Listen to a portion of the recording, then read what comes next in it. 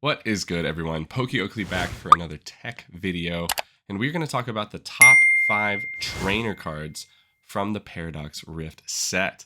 This set has just released, and this set is making big waves on the meta, and it is definitely going to make a lot of decks better and bring some new decks to the format. Sorry we haven't put out some more videos. I've been a little disturbed. I've just been down with the sickness, so it has slowed down a little bit of my production, but we are back and we are going to be getting more live streams in. And along with that, just kind of more videos. I've been playing a few new fun decks like Garchomp EX, been loving it, and still tinkering with Blastoise while also trying to put in a little bit of time for Chien-Pao with Iron Hands. Let's get into the list. We're going to start off with a few honorable mentions, as most top 5s do. We always have to talk a little bit more than those 5 because there are a lot of really good cards in this Paradox Rift set. So let's get right into it. My first honorable mention will be Techno Radar. I believe that this card is going to only get better as we get more future Pokemon released into future sets. It's funny, future Pokemon into future sets. Yes, it'll be very, very helpful, but I do think that the Iron Valiant deck can make use of this card as an additional battle VIP pass. You pitch a card, grab 2 future Pokemon, and it can really, really accelerate the deck. And if Iron Valiant can really figure out what the right 60 cards is for it to flourish, I could see Iron Valiant becoming a real threat. It's going to be very strong, and I still think that this card, it's not on the radar. Another one. Man, we're killing it. As we get more future Pokemon, this card is going to really help those decks be super consistent, and really looking forward to seeing what it can do. Along with that, we're going to talk about another honorable mention in Future Booster Energy Capsule. This is another card that fits really well with Iron Valiant at the moment, being able to offer it free retreat, allowing you to pivot and get those Tachyon bits going, and really kind of maybe even steal some turn 1 kills before your opponent even gets to draw a card. They lay their prizes down, they have a 60 HP Pokemon, they're in trouble. So that is definitely forcing other players to think about their deck building. With Iron Valiant running around, it is tough. But if that 60 gets figured out, I think that Future Booster Energy Capsule is going to be helpful in that, especially with Town Store being able to grab tool cards.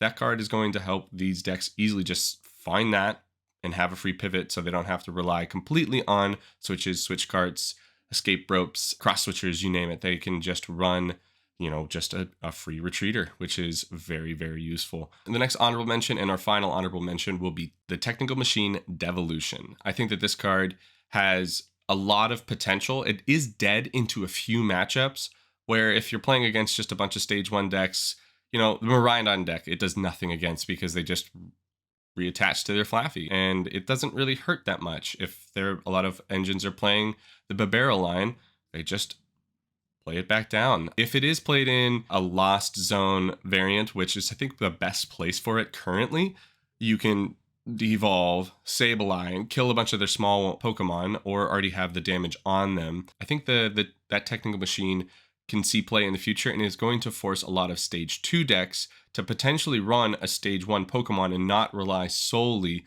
on rare candy to get them to their stage 2s, so they can not be totally blown out by this card. Definitely something a lot of people are going to have to keep in mind going forward, but I do think that it's not so impactful just yet. With all these tool cards, and we're going to be talking about 2 more on this list, I think Arven's stock is rising, and so is Lost Vacuums. If you are playing those tools, Arven is an incredibly great supporter that can help your deck function and be finding these cards easily. But Lost Vacuum as a counter to some of the boosters, not the Technical Machine since they fall off at the end of the turn, but the Lost Vacuum can be very, very good in helping you, pick off those capsules to drop the HPs down and or make sure that they have to use that retreat cost. Keep those in mind as we dive into our top 5. Coming in at number 5, we have the Technical Machine Evolution.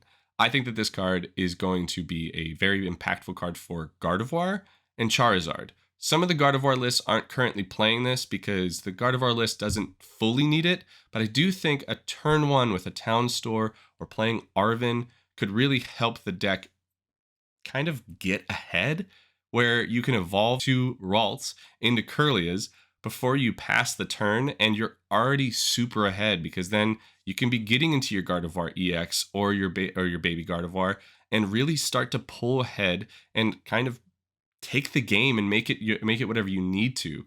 Starting your second turn with 2 Kirlia ready to go is very strong, and you're already pitching cards. You go into double Shining Arcana. That's a really, really strong play. Now, talking about Charizard, this allows the deck to play, Pidgeotto and the Charmeleon, and really kind of not have to rely solely on rare candy hits into Charizards and the Pidgeots. Now, I could see Charizard playing the Bibarel line, which is probably better, so you don't have to play the Pidgeotto. You can play the Bibarel and just immediately have a Charmeleon and a Bibarel on the board ready to go for your turn 2, which will then start to help stabilize your draws and get you where you need to be. Plus, Bibarel functioning through Path is so big for Charizard. Path is a very tough stadium for Charizard to deal with at the moment and really shuts them down, and that can help them find the answer a lot better. Moving on to number 4, we have the Ancient Booster Energy Capsule.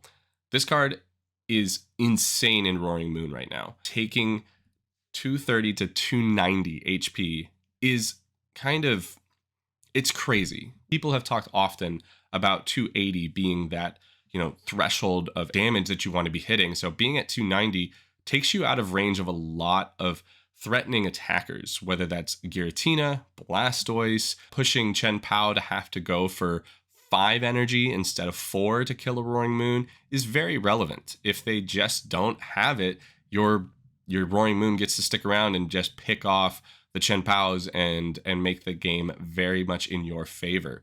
We have more ancient Pokemon coming, so this card could gain more value as we see more ancient Pokemon come in from our upcoming set. So this card will still see a lot of play and will allow for the Roaring Moon deck to kind of boost its HP and make it more difficult for it to KO. 30 going to 90 after a Frenzied Gouging is a lot. It doesn't mean a little basic Pokemon can't come in and just punch it to KO it. It has to be a pretty legitimate attack to take it down. Again, Arven, Town Store, stocks rising because of cards like this. So you can easily slot these into certain lists and allow for the card to kind of keep your Pokemon out of danger sometimes and make it really difficult for certain decks to KO your big Pokemon that are going to control the game. Number 3, another Roaring Moon card that I think is pretty insane. This is our only supporter on the list, and I think that there are some other supporters in the Paradox Rift set that are super strong, but they just don't have the right shell to be put in just yet. Professor Sada's Vitality is our number 3 card. This is an insane engine. If you can find a way to get 2 energy into the discard, you are going to accelerate 2 energy and draw 3 cards to your ancient Pokemon. So that's nuts, where this looks like Melanie, but to ancient Pokemon, and it's 2 different ones. That's nuts. And it can really help you set up not only your first Roaring Moon, but your second and backup Roaring Moon, so you have multiple options to be attacking and taking KOs. This card is nuts. Drawing 3 cards as well is right where you want a supporter to be playable. With the acceleration of 2 energy, it's kind of nuts. So this card is going to really just push the Roaring Moon deck to rip through its deck and kind of play the game at their pace and control it completely. So don't sleep on this card. I think it's very, very cool. And Professor Sada is an amazing professor to get a boost like this and have a namesake card that allows it to kind of create a ancient themed deck and control the game, which is awesome to see. Coming in at number 2, we have Countercatcher. I think Countercatcher opens the door for a lot of decks. Lost Tina, Lockstall, and Snorlax Stall. A lot of decks can now fit this in as a way to have a Gust plus Iono or Gust plus Judge or even Roxanne and really kind of cripple your opponent if they're ahead and help you claw back into the game. Everybody loves a good comeback story, and I think that Countercatcher really helps most decks play that if they need to. Now, if you're playing a match where you feel like you're going to be very ahead most of the game, this Countercatcher is an easy card to pitch to an Ultra Ball, superior energy retrieval, maybe even to an earthen vessel, where you're going to be able to just not have to worry about it, but having it in your list and being, hittable off of a Pokestop, searchable off of an Irida or an Arven, things like that allow you to really kind of, grab it when you need it and play it as a wonderful gust effect. I could even see it played defensively to allow yourself to get back into turns by trapping a Flaffy, a Bibarel in the active, or a heavy retreat Pokemon that they don't have fully set up, and force them to have their own switch themselves.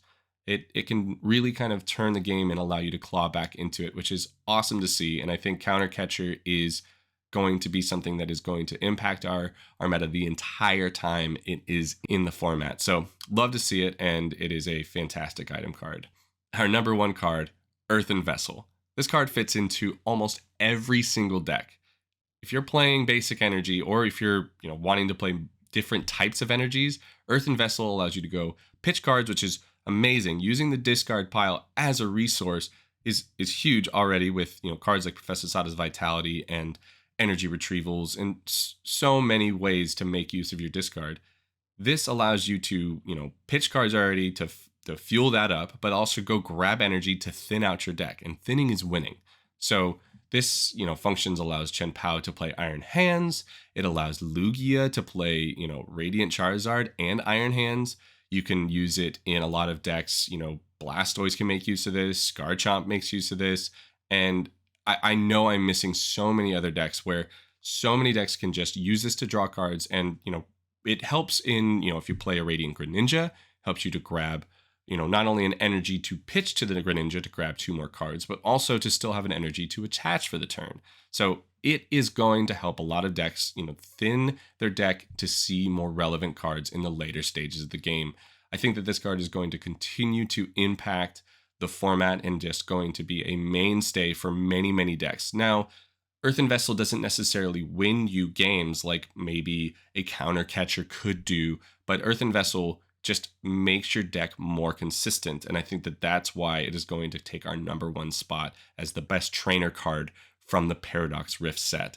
A lot of these cards are going to, come in and out of decks. And as we see new cards being printed and entering the standard format, we are going to see a lot of, changes. And I do think that the Paradox Rift coming in and making this big splash is so big for the meta. And it's giving us more decks that are playable, and also giving us a lot more creativity in making decks better. That's what this set is doing. It's that it's allowing for a lot of archetypes to have just different flavors. It's very, very cool to see. So super excited about the Paradox Rift set, and looking forward to more from this whole Scarlet and Violet era. Let me know if I missed any of these. I do think that there are many more item cards that could have been honorable mentions and or may have better value as time goes on. But yeah, let me know your favorites in the comments down below. Make sure you like, comment, subscribe. Check the Discord. We are running weekly Saturday night Pokemon events that are going to be on PTCGL, and it's going to be free entry as we start out, and we're going to be giving away at least 2.5 code cards for every entrant. So it's going to be a free way to get some code cards, maybe boost up your online so you can get more testing in. Not to mention that we are going to look to expand this to go farther, and there will be bigger and bigger giveaways. And this channel is going to have bigger and bigger giveaways. So share it around, let people know that we're here, and we're going to be putting out more Pokemon trading card game content as time goes on, with whether that's vlogs or tech videos and or deck techs and live streams, you name it. It's going to be super fun, and I am just so happy that everyone is here supporting Pokeoakley and allowing us to kind of make it all happen. I hope everyone has an awesome day. Thank you so much for watching. Stay awesome.